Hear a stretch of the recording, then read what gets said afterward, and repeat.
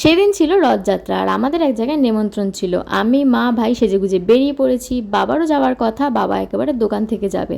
একটা গৃহপ্রবেশ বাড়িতে পুজো উপলক্ষে নিমন্ত্রণ ছিল। যার বাড়িতে পুজো বলতে গেলে সে আমার বাবার ডান হাত, এই হলুদ পাঞ্জাবি পরা কাকাটা। ছোটোর থেকে দেখছি একদম আমাদের পরিবারের মতো। আম্মা এদিকে খেতে চলে এসছে, ভাই আগেই আম্মাকে পুজো দেখার জন্য দিয়ে গেছিলো। আমরাও তারপর খেতে বসে পড়লাম। ডাল ভাত, আলুর চিপস, আলু পটলের তরকারি, পনিরের তরকারি, চাটনি, পাঁপড়, দই, মিষ্টি, কত কিছু। তারপর আমরা বেরিয়ে পড়লাম বাড়ি আসার জন্য। বাবাও চলে গেছে। মা বাবা বললো একটু গল্পগুজব করে পরে আসবে। আমাদের গরমে খুব খারাপ অবস্থা, তাই আমি আর ভাই একটু ল্যাদ খেয়ে নিলাম। তারপর নিচে গিয়ে দেখি গুজিয়া রথ টানছে, আমাদের প্রসাদ দিল, আবার একটু গান করে শোনালো। তারপর আমরা মায়ের বানানো ম্যাঙ্গো ফ্রুটি খেলাম, দিয়ে আমি মুড়ি খেতে খেতে একটু বিগ বস দেখছিলাম। মা বলেছে আজকে সবাইকে রথ টানতে হয়, আমি আগেই টেনে নিয়েছি, ভাই পরে এরকম নাঙ্গুপাঙ্গু হয়ে রথ টানছিল।